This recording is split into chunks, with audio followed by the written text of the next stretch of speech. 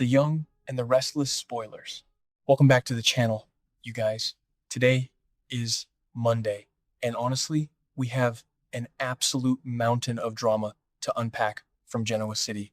Grab a massive cup of coffee or whatever gets you through the day because things are getting incredibly wild and we need to talk about it right now. Let's just dive right into the mess. And honestly, I don't even know where to begin with Phyllis Summers today. You guys, I am so tired. I have been watching this show for years, and watching Phyllis just completely hit rock bottom like this it's just exhausting. But I still care. I really do care about her character. So let's be real for a second. Phyllis is completely depressed with her current life. She is absolutely miserable. She failed. She just flat out failed at everything she tried to do recently. After everything with the AI evidence, the trap Victor set, and almost getting thrown into a cold prison cell, she is done. She is just entirely done. I mean, think about it. We are talking about Phyllis Summers here. The woman who literally never gives up. The woman who has clawed her way to the top over and over and over again. But right now, she is a broken mess. She almost went to jail, and you can just see the absolute defeat in her eyes. It is honestly so hard to watch her like this. Sometimes I wonder what the writers are thinking, just dragging her through the mud like this week after week. But then again, she did kind of bring some of this on herself, right? Okay, maybe that sounded dramatic, but you get what I mean. She pushed everyone away and now she has to pay the price. So what does she do? She decides to leave. She is leaving Genoa City, just packing up her bags and getting the hell out of Dodge because she cannot take this miserable life anymore. And I don't blame her. Who would want to stick around a town where your worst enemy is currently popping champagne and laughing at your downfall? Because yes, the Newman family is celebrating. Oh, the Newmans. Let's talk about the Newmans for a second. Victor is literally taking a victory lap right now. He is so smug. He is so incredibly, infuriatingly smug. He completely destroyed Phyllis, he got his way, and now he is sitting in his office, probably staring at that giant portrait of himself, just reveling in it. And he is gaslighting Nikki. He is manipulating Nikki into praising him for his ruthless choices. He's like, "Look, Nikki, look how great I am. I saved our company. I crushed Phyllis. Tell me I'm wonderful." And Nikki is she's traumatized by the whole Nick situation with the drugs and the car crash, but she's going along with it because it's Victor. Victor always wins. The writers always let Victor win. It is so frustrating, but it is what it is. The Newmans are celebrating their massive victory, and Phyllis is left with nothing. Absolutely nothing. But let's go back to Phyllis. She's angry. Oh, you better believe she is angry. She is swearing revenge. She is standing there in her empty hotel room or wherever she is, just fuming, fuming, fuming, fuming. She is swearing that she will get back at Victor. She will get back at everyone who wronged her. But she knows she can't do it right now. She has no power. She has no leverage left. Remember a few episodes ago when she tried to kidnap Matt Clark and hold him hostage in a dark basement to use as a bargaining chip against Victor? Yeah. How did that work out for her? Sienna Bacall literally jumped out of the shadows and beat the living daylights out of her. Sienna. Just some random fanatic beat up Phyllis Summers and left her on the floor in terror. That had to be the absolute lowest point. The ultimate humiliation for someone as proud as Phyllis. So she knows she needs to leave to regain her strength. She's like a wounded animal, crawling away to lick her wounds.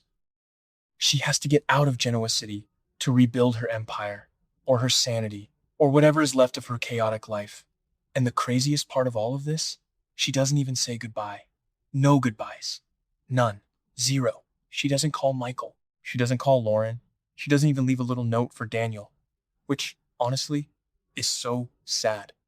Daniel has been trying so hard to mediate between her and Christine. He has been running himself ragged trying to play peacemaker, and she just bails on him. She just leaves him holding the bag. I guess she feels like they all abandoned her anyway. Michael tried to warn her about the AI evidence. Lauren was worried she was losing her mind, and Phyllis just couldn't handle the truth. So instead of facing them, instead of admitting she was wrong or that she needs help, she just runs. It's the ultimate flight response. She fought, she lost, she runs. It's clunky, it's messy. Her whole life is messy right now. But maybe it's the only thing she could do to survive. Just pack a bag in the dead of night and disappear without a single word to the people who actually tried to love her. So where is she going? She decides to go to Summer. She is heading to wherever Summer's living right now to stay with her daughter. Which, okay, let's unpack that for a minute. Is Summer really going to want her there? Summer's company is already hitting a dangerous turning point. Summer is dealing with her own massive crisis, her business is under attack, and now her mother, who is a walking, talking disaster zone right now, is just going to show up on her doorstep? What were they thinking? Who actually believes this is going to end well? I mean, I love the mother-daughter dynamic between Phyllis and Summer. I really do. They have this fierce, toxic, beautiful bond. But Summer is going to be so overwhelmed. Phyllis is going to crash on her couch, completely depressed, swearing revenge on the Newmans, and Summer is going to have to deal with all of that emotional baggage while trying to save her own company. It's a complete recipe for disaster. But you know what? Maybe I'm being too harsh. Maybe Summer is exactly what Phyllis needs right now. Summer has always been Phyllis's anchor. When everything else falls apart, she fights for her kids. And right now, she needs her kid to fight for her. She needs a safe space where Victor Newman's shadow doesn't reach. Although, let's be real, Victor's shadow reaches everywhere. But at least she won't have to see his smug mustache every time she walks into the GCAC. She won't have to see Christine parading around with Danny. Oh my God, Christine. Don't even get me started on Christine. The bug. Christine actually got arrested in court because of the AI evidence that Michael brought in, which was a total shocker. But somehow Phyllis still ends up being the one who has to leave town? Make it make sense. It is so chaotic. The pacing of the storyline is just all over the place. I meant to organize my thoughts better today, but my brain is just spinning with all these plot holes and crazy twists. And let's think about the bigger pattern here. How this fits the show's usual style. Every few years, Phyllis gets pushed to the absolute brink. She does something reckless. She alienates everyone. She hits rock bottom, and then she reinvents herself. This is just the teardown phase. We are watching the teardown. The writers are stripping her of her dignity, her company, her friends, her power. They are leaving her with absolutely nothing. And it hurts to watch because Michelle Stafford plays the desperation so perfectly. You can feel her panic. You can feel her exhaustion. When she was yelling at that portrait of herself in her office saying, "I will never give up." Man, that was chilling. But she did give up. She had to. Because Victor gave her an offer she couldn't refuse, or the threat of prison was just too real. She looked around, saw the walls closing in, and she broke. I just keep thinking about that moment she decided to pack her bags. Imagine the silence in her room. No scheming, no yelling, just the quiet, heavy realization that she lost. She lost the war. Victor won. The Newmans are probably having a lavish dinner right now, clinking glasses.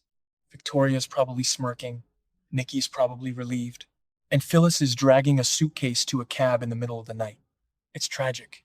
It really is. But it's also necessary. Because if she stayed, she would have ended up in a cell. Or worse, she would have completely lost her mind.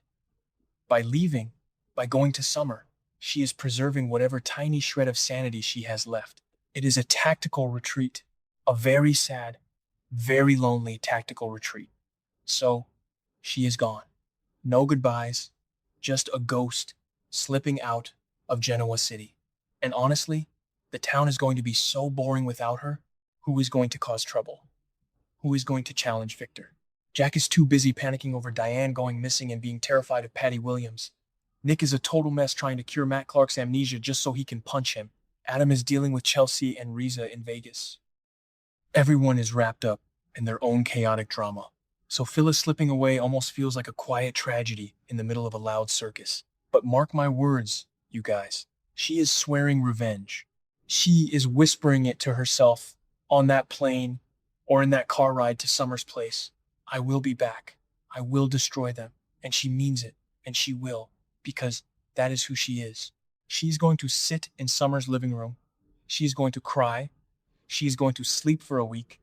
And then she's going to start plotting. She's going to figure out a way to tear Victor Newman's empire down brick by brick. And when she comes back, it is going to be biblical. But for now, we just have to sit here and watch the Newmans celebrate. We have to watch Victor gloat. It makes me sick, honestly. But that's soap operas for you. The villains win until they don't. And right now, Victor is the villain who won. But Phyllis, she's the wild card. An arrested, angry, vengeful Phyllis is the most dangerous thing in the world. I can't wait to see what she does next, even if I have to wait months for it. All right, I'm rambling now. I need to wrap this up before I lose my mind completely. Let me know what you guys think in the comments. Is she gone for good? Yeah, right. Will Summer take her in? We'll see.